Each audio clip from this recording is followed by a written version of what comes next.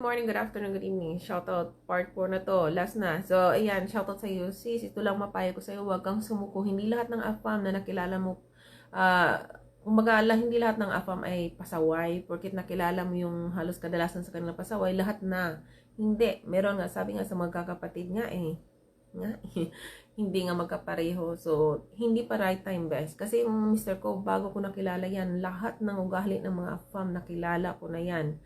I was early 20s na nagsimula ako. 30s na akong nakatagpo ng tamang AFAM. So, si mister ko, natagpuan ko siya, I think nasa 31 na ako.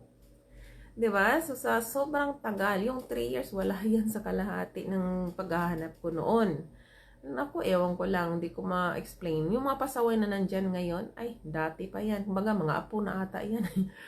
So, huwag kang sumuko, lahat ng mga dating sites, salihan mo. Hindi lang yung sinalihan mo ngayon. Yung sinalihan mo ngayon, gumawa ka rin ng action doon.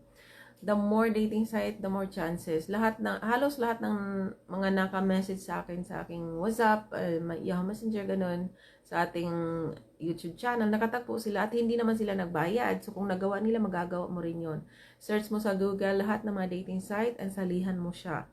Ganun, wag kang sumuko kasi pag susuko ka, wala na talagang pag-asa. Ituloy-tuloy mo lang habang buhay may pag-asa. Gumawa ka ng paraan at si Lord ang bahala. Pray ka lang. Wag kang